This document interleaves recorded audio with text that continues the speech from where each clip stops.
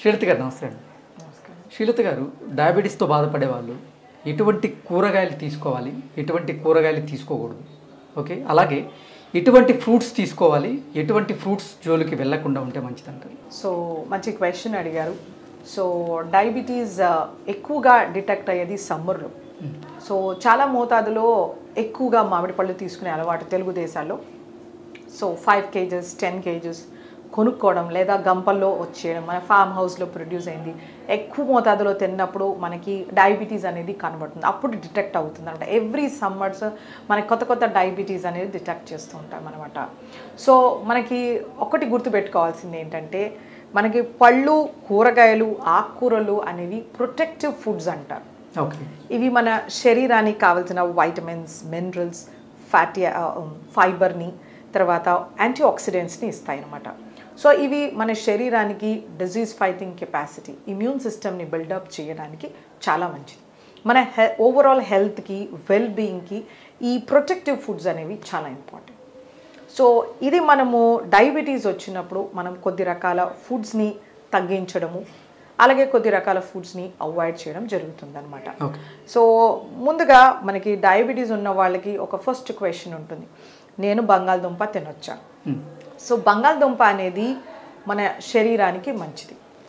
అది మనము సరి అయిన పద్ధతిలో వండి సరి అయిన మోతాదులో తీసుకుంటే, లెట్స్ సే బంగాళదుంప ఉంది, వంకాయలు ఉన్నాయి, వంకాయల్లో మనము 1-2 బంగాళదుంపలు వేస్తే మనకి ఎటువంటి నష్టం ఉండదు.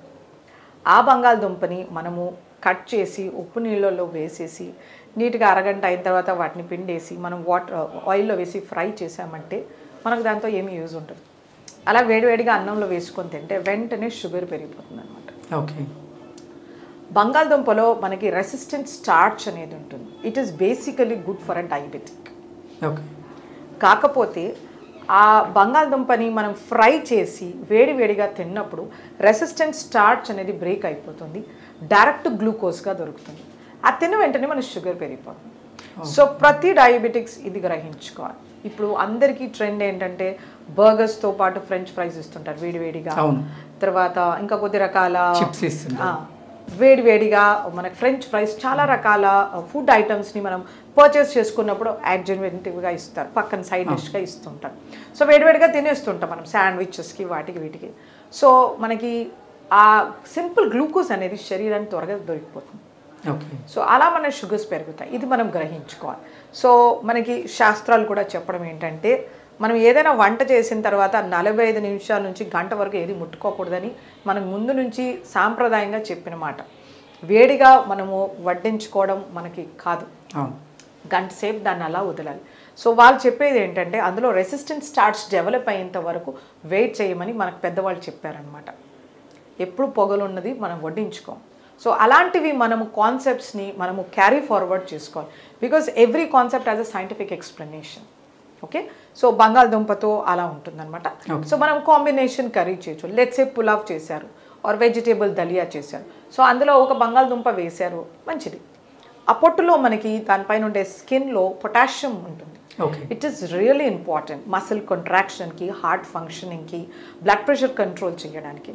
సో మనకి అబ్రాడ్లో మనం చూసామంటే, లెట్స్ సే ఇలా ఒక పొటాటో ఉంటుంది అనుకో, దాన్ని హాఫ్ కట్ చేస్తారు, అందులో బంగాళదుంపనంతా తీసేస్తారు, ఇందులో ఈ తొన ఏదైతే లేయర్ ఉంటుందో పీల్, దీంట్లో స్ప్రౌట్స్ వేసుకొని తింటారు.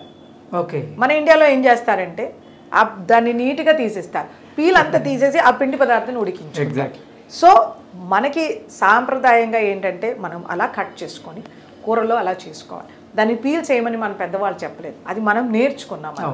సో ఆ ఇంపార్టెంట్ ఫ్యాక్టర్స్ ఏవైతే ఉన్నాయో వాటిని మనం దృష్టిలో పెట్టుకుని ఈ ఫుడ్ని మనం ఇన్కార్పొరేట్ చేసుకోవచ్చు, అప్పుడప్పుడు తక్కువ మోతాదు నేను చెప్పిన విధానంగా. అలాగే మనకి చేమదుంప ఉంటుంది, చేమదుంపలో మనకి కోలిన్ అనే బి కాంప్లెక్స్ వైటమిన్ లభిస్తుంది, ఇది చాలా శ్రేష్టం. దీన్ని అవాయిడ్ చేయాల్సిన అవసరం లేదు. మనము పులుసు పెట్టామనుకోండి, సో అంత తీసుకోవచ్చు, ఒక పూటకి ఇబ్బంది లేదు, రెండో పూటకి తీసుకోవాలి, కార్బోహైడ్రేట్స్ ఎక్కువగా ఉంటాయి కాబట్టి. సో మనము వేడివేడిగా తినకుండాను కొంచెం రూమ్ టెంపరేచర్కి వచ్చినప్పుడు ఏ ఫుడ్ అయినా తీసుకుంటే మంచిది. అలాగే మనకి చిలకడ దుంప ఉంటుంది, చిలకడ దుంపలో మనకి బీటా క్యారోటీన్ ఉంటుంది, soluble fibre, insoluble fibre, multiple trace elements ఉంటాయి. ఇది ఒక ఎక్సలెంట్ ఫుడ్ డయాబెటిక్స్కి. సో ఇంత చొప్పున చిలకడ దుంప తీసుకుంటే యాంటీ డయాబెటిక్గా కూడా పనిచేస్తుంది. ఓకే. కానీ దాన్ని బాగా కట్ చేసేసి మ్యాష్ చేసి పంచదార వేసి దాన్ని పాయసం చేయడం ఇలా చేయకూడదు. సో ఆ చిలకడ దుంప కానీ దాన్ని మోరంగడ్డ కానీ ఏదైతే అంటారో దీన్ని పీల్తో సహా తీసుకుంటే మనకు మంచి యాంటీ ఆక్సిడెంట్స్ లభిస్తాయి. అది మోస్ట్ ఇంపార్టెంట్. అలాగే మనకి ఎలిఫెంట్ యామ్ అంటారు, కందగడ్డ. కందలో మనకి కొన్ని ఇరిటెంట్స్ ఉంటాయి, అలాగే షుగర్స్ వెంటనే పెరుగుతాయి. సో ఎప్పుడో ఒకసారి తింటే పర్వాలేదు, మళ్ళీ దాన్ని కంద చిప్స్ చేయడం కానీ లేకపోతే దాన్ని మసాలా కింద వేసుకోవడం కానీ కాకుండా కంద బచ్చలి చేయడం కానీ తక్కువ మోతాదులో వేసుకుని ఒక గరిటె తీసుకుంటే పర్వాలేదు. సో ఇవన్నీ కంట్రోల్డ్ డయాబెటీస్ ఉన్నవాళ్ళు చేస్తే బాగుంటుంది. అన్కంట్రోల్డ్ డయాబెటీస్ ఉన్నవాళ్ళు వీటిని అవాయిడ్ చేస్తే బెటర్. ఓకే. ఓకే. అలాగే మనకి చాలామందిలో అపోహ, క్యారెట్ స్వీట్గా ఉంటుంది నేను తినకూడదు, బీట్రూట్ స్వీట్గా ఉంటుంది నా షుగర్స్ పెరిగిపోతాయని. సో క్యారెట్ అనేది ఒక ఎక్సలెంట్ సాల్యుబుల్ ఫైబర్ సోర్స్. ఇందులో మనకి హెల్దీ షుగర్స్ ఉంటాయి. సో ఈ క్యారెట్ని మనము నమిలి తినేసరికి అందులో ఉండే షుగర్స్ డైజెస్ట్ అయిపోతాయి. అండ్ బీటా క్యారోటీన్ ఉంటుంది, కెరోటినాయిడ్స్ ఉంటాయి. ఇది మన గుండెకి, చర్మానికి, ఇమ్యూన్ సిస్టమ్కి, డైజెస్టివ్ సిస్టమ్కి, ప్యాంక్రియాటిక్ ఫంక్షన్కి ఎక్సలెంట్ మెడిసిన్. ఓకే. కాకపోతే ఇవేంటంటే కొన్ని రకాల న్యాచురల్ మెన్యూర్స్ వేస్తుంటారు, మన పిగ్ మెన్యూర్ అట్లాంటివి. సో జాగ్రత్తగా మనం వీటిని బాగా వాష్ చేసుకోవాలి. ఈ మూమెంట్స్లో రన్నింగ్ వాటర్లో లేదు సాల్ట్ వాటర్లో సోక్ చేసి బాగా రన్నింగ్ వాటర్లో కడగాలి. అలా చేసినప్పుడు పైన ఉన్న ఇన్ఫెక్షన్స్ ఏవైనా పోతాయి. లేకపోతే మనకు లివర్ ఫ్లూకి ఇలాంటి ప్రాబ్లమ్స్ వచ్చే ఛాన్సెస్ ఉంటుంది. ఇది ఒక్క విషయంలో మనం జాగ్రత్త పడాలన్నమాట. ఆ క్యారెట్ని మనము జ్యూస్ చేయడం, స్మూదీ చేయడం ఇలాంటివి చేయకూడదు. Most important thing. చాలా health care specialist, I don't say dieticians, వాళ్ళు స్మూదీస్ తీసుకోవాలని చెప్తుంటారు. That's a very bad thing. మీరు ఇన్స్టాగ్రామ్లో కానీ యూట్యూబ్లో కానీ చూడండి, ఏదైనా ఫుడ్ని మనం క్రష్ చేసి మ్యాష్ చేసి తీసుకుంటే వెంటనే షుగర్స్ పెరుగుతాయి. ఎందుకంటే గట్లో లిక్విడ్స్ అనేది 1 అవర్లో అబ్జర్వ్ అయిపోతుంది. So that's a very bad way of eating. పళ్ళు దేవుడు ఇచ్చాడు, మనం బాగా చూచేసి తీసుకుంటే అందులో ఉన్న క్యాలరీస్ ఖర్చు అయిపోతాయి. They become a 0 calorie food or a negative calorie food with loads of nutrients. అది మనం దృష్టిలో పెట్టుకోవాలి. అలాగే బీట్రూట్లో కూడా మనకి మంచి వైటమిన్స్, మినరల్స్, యాంటీ ఆక్సిడెంట్స్ ఉంటాయి. వీటిలో యాంథోసియానిన్స్ అనే పిగ్మెంట్స్ ఉంటాయి. ఇవి కూడా మన ప్యాంక్రియాస్కి చాలా మేలు చేస్తాయి. ఇవి మన డిజీజ్ నుంచి ప్రొటెక్ట్ చేస్తాయి అన్నమాట. మన బ్లడ్ వెజల్స్ని డైలేట్ చేస్తాయి. మనకి కొద్ది డిజీజెస్లో ఇలా కన్స్ట్రిక్ట్ అయిపోతాయి. అది hypertension, heart failure, vascular ప్రాబ్లమ్స్లో ఇక్కడి నుంచి బ్లడ్ వెళ్ళాల్సింది ఇలా కన్స్ట్రిక్ట్ అవుతుంది. సో బ్లడ్ ప్రెషర్స్ పెరగవచ్చు, మనకి రకరకాల ఇబ్బంది అవుతుంది. సో బీట్రూట్కి ఒక కెపాసిటీ ఏంటంటే వాసోడైలేషన్, ఆ బ్లడ్ని ఈజీగా పంపించే కెపాసిటీ. ఓకే. సో దీన్ని రాగా తీసుకోవాలి. సన్నగా కట్ చేసి సాలడ్లో కలుపుకోవచ్చు, లేదా స్లైస్ చేసి అలాగే తీసుకోవచ్చు, లేదా నిమ్మ పులుపు వేసి తీసుకోవచ్చు. సో డయాబెటీస్లో ఏంటంటే వీళ్ళకి retinopathy, nephropathy, peripheral vascular disease ఇలా వస్తుంది. కంటికి రక్త ప్రసారణ తగ్గిపోతుంది. సో ఇలాంటి వాళ్ళకి ఇది ఒక ఎక్సలెంట్ మెడిసిన్ అనమాట. సో కాకపోతే ఆ బీట్రూట్ని సన్నగా తరిగేసి నెయ్యిలో వేయించి పాలేసి షుగర్ వేసి కీర్ హల్వా చేస్తా, ఇలా చేయకూడదు. కావాలంటే బీట్రూట్ని పెద్ద ముక్కలుగా కట్ చేసి బాయిల్ చేసి సీజన్ చేసి దాన్ని తీసుకోవచ్చు, లేదా ఫ్రెష్ వెజిటేబుల్ సాలడ్గా తీసుకోవచ్చు.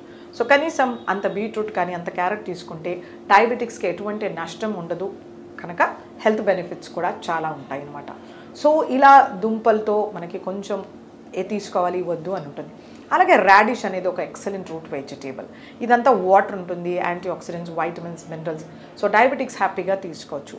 అలాగే మనకి నూల్ కాల్ అని ఉంటుంది, దాన్ని షల్జమ్ అంటారు, ఘాట్ గోబీ, ఇలాంటివి టర్నిప్స్ కానీ ఇవన్నీ వాటర్ రూట్ వెజిటేబుల్. సో వీటికన్నిటికీ మంచి anti oxidant properties. So diabetics ఇవన్నీ సేఫ్గా తీసుకోవచ్చు అనమాట. సో ఇలా మనము కూరగాయలు ప్రతి ఒక్క దానికి ఒక సిగ్నిఫికెన్స్ ఉంటుంది. ప్రతిరోజు అరకిలో కూరగాయ తీసుకోవాల్సిందే. సో సాలడ్స్ కాకుండా వండిన కూర అరకిలో ఉండాలి, సాలడ్స్ ఒక అరకిలో ఉండాలి. ఇలా చూసుకుంటే మన డయాబెటిక్స్ చాలా కంట్రోల్లో ఉంటుంది. మన కాన్స్టిపేషన్ ప్రాబ్లం ఉండదు, కొలెస్ట్రాల్ ట్రైగ్లిజరైడ్స్ ప్రాబ్లం ఉండదు, విజన్ ప్రాబ్లమ్స్ ఉండవు, ఇమ్యూనిటీ కానీ ఇన్ఫెక్షన్స్ కూడా ఉండవు అనమాట. ఓకే. సో ఆకుకూరలు అనేది చాలా ఇంపార్టెంట్. ఎగ్జాక్ట్. వీటిలో వైటమిన్స్, మినరల్స్ ఉంటాయి, యాంటీ ఆక్సిడెంట్స్ ఉంటాయి, zinc, selenium, copper, which is really important. Okay. ఈ డయాబెటీస్ పేషెంట్స్ ఆకుకూరలు అన్నీ తీసుకోవచ్చు? అన్ని ఆకుకూరలు తీసుకోవచ్చు. డయాబెటీస్లో ఆకుకూరకి కాంట్రా ఇండికేషన్ ఉండదు. వాళ్ళకి నేను ఇంతకుముందు చెప్పినట్టు రెటినోపతి రావచ్చు, అలాగే స్కిన్ ఇన్ఫెక్షన్స్ వస్తుంటాయి అన్నమాట. సో ఇవన్నీ మనం కాంబ్యాక్ చేయాలంటే ప్రతిరోజు ఆకుకూర ఉండాలి. మనకి ట్రెడిషనల్ మీల్ చూసుకుంటే కనుక మనకి పుదీనా పచ్చడి కానీ, కొత్తిమీర, గోంగూర ఇవి ఖచ్చితంగా మన ప్లేట్లో ఉంటాయి. సో దానికి కారణం ఉంది, మనం అవన్నీ మిస్ చేసేసాం. మనం కెచప్, సాసెస్, చీజ్తో రీప్లేస్ చేసాం. సో మనం we step back to our traditional food. మన పెద్దవాళ్ళు తిన్నట్టుగా మనం తీసుకుంటే మనకు డయాబెటీస్ ఉంటుంది. సో ఇవి చాలా మంచి ప్రాపర్టీస్ ఉంటాయి. వీటిలో ఐరన్ కంటెంట్ ఎక్కువ, ఫైబర్ చాలా బాగుంటుంది, anti oxidant, zinc, selenium, manganese, magnesium ఎక్సలెంట్గా ఉంటాయి. మనకు కూరగాయల్లో దొరకనివి 30-50 ఫోల్డ్స్, అంటే 50 ఇంతలో ఎక్కువగా దొరుకుతుంది ఈ ఆకుకూరల్లో న్యూట్రిషన్. సో వీటిని ప్రతిరోజు మన ఆహారంలో చేర్చుకోవాలి. డయాబెటీస్తో సఫర్ అయ్యేవాళ్ళు కొంచెం పుదీనాని పేస్ట్ చేసి మజ్జిగలో కలిపి అలా తీసుకోవచ్చు, లేదా కొత్తిమీర పేస్ట్ చేసి తీసుకోవచ్చు, సాలడ్స్లో ట్రిమ్ చేసి వేసుకోవచ్చు, చపాతీ పిండిలో మ్యాష్ చేసి వేసుకోవచ్చు, ఇలా రకరకాలుగా చేసుకోవచ్చు. బట్ తీసుకోవాలి, మోస్ట్ ఇంపార్టెంట్. ఆకుకూరలు అనేది చాలా ఇంపార్టెంట్. ఫ్రూట్స్ మనకి ఇలాగే vitamins, minerals, fibre, soluble, insoluble fibre, moisture అన్నీ ఇస్తాయి. కాకపోతే కొన్ని రకాల ఫ్రూట్స్లో షుగర్ కంటెంట్ ఎక్కువగా ఉంటుంది, ఫ్రక్టోస్. వీటిని జాగ్రత్తగా తీసుకోవాలి. డయాబెటీస్ వచ్చింది ఫ్రూట్స్ మానేయాలని ఏమీ లేదు. డయాబెటీస్ వచ్చింది అన్కంట్రోల్లో ఉంటుంది, ఫ్రూట్స్ మానేయాల్సి ఉంటుంది. ఓకే. సో మన డయాబెటీస్ గుడ్ కంట్రోల్ 180-140 ఉంటుంది. సో రోజుకు ఇంత ఫ్రూట్ తీసుకోవచ్చు, ఒక టెన్నిస్ బాల్ అంత ఫ్రూట్ ఖచ్చితంగా తీసుకోవచ్చు. తీపిగా ఉండేవి మామిడి, పనస, సపోటా, సీతాఫలం, అరటిపండు ఇలాంటివి తక్కువ మోతాదులో తీసుకోవాల్సి ఉంటుంది. అవి సీజన్లో వచ్చినప్పుడు, ఇప్పుడు సీతాఫల సీజన్ వస్తుంది, అంత సీతాఫలము మంత్లీ ఒక 2 to 3 టైమ్స్ తీసుకోవచ్చు. ఇంట్లో తెచ్చేసారని పెద్ద సీతాఫలం తిన్నారంటే షుగర్స్ పెరిగిపోతాయి. సీతాఫలంలో ఐరన్, కాపర్, మ్యాంగనీస్, మెగ్నీషియం లభిస్తుంది. ఎక్సలెంట్ ఫ్రూట్, కానీ డయాబెటిక్స్ లిమిటెడ్గా తీసుకోవాలి. ఒకవేళ ఎక్కువ తీసుకోవాలంటే కొంచెం పండు ఎక్కువ తీసుకోవాలి, ఎక్కువ క్యాలరీస్ ఖర్చు చేయాల్సి ఉంటుంది, దాన్ని సబ్సైడ్ చేసేంత ఫైబర్ తీసుకోవాల్సి ఉంటుంది. ఓకే. అలాంటివి చేయాల్సి ఉంటుంది అనమాట.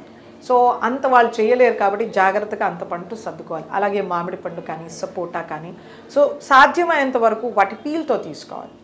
సపోటా with peel, mango with peel. పండు ఎక్కువగా స్వీట్ అయి ఓవర్ మెచ్యూర్ అవ్వకూడదు, పండు దూరగా ఉండాలి. ఇలా ముట్టుకుంటే సొట్టపడిందంటే షుగర్స్ వెంటనే పెరుగుతాయి. సో మగ్గడం అంటారు కదా, సరిగ్గా మగ్గి ఉండాలి పండు, దూరగా పండు ఉండాలి. జామకాయ ఉంటుంది, గ్రీన్ కలర్లో ఉండాలి. చాలామందికి అది గట్టిగా తినడం ఇష్టం ఉండదు, ఎల్లో కలర్లో ఉండే జామకాయ తింటారు, అందులో వైటమిన్ సి లేదు, ఎగ్జాస్ట్ అయిపోతుంది. ఫ్రూట్ ఓవర్ మెచ్యూర్ అయ్యి ఎక్కువ షుగర్స్ ప్రొడ్యూస్ అవుతాయి. సో ఇలాంటివి జాగ్రత్త తీసుకోవాలి. ఫ్రూట్స్ అనేవి ఫ్రెష్గా ఉండాలి, సీజనల్గా ఉండాలి, లోకల్గా దొరకాలి. ఇవి జాగ్రత్తగా గుర్తుపెట్టుకొని తీసుకోవాల్సి ఉంటుంది అనమాట. సో తీపి పళ్ళు తక్కువ మోతాదులో అప్పుడప్పుడు సీజన్లో వచ్చినప్పుడు. రెగ్యులర్గా ఫ్రూట్ టెన్నిస్ బాల్ సైజ్ అంతా డయాబెటిక్స్ తీసుకోవచ్చు. మోస్ట్ ఇంపార్టెంట్, గింజలు పడేయకూడదు, దాని పీల్ తీసేయకూడదు, వాటిని ప్యూరీ, స్మూదీ, జామ్స్, జెల్లీస్ తీసుకోకూడదు. ఫ్రూట్ అలాగే తినాల్సి ఉంటుంది. ఇలాంటివి పాటిస్తుంటే కనుక ఫ్రూట్స్ అనేవి మనకి ఒక మంచి ప్రొటెక్టివ్ ఫుడ్ లాగా అవుతుంది. ఓకే శ్రీలత గారు, ధన్యవాదాలు.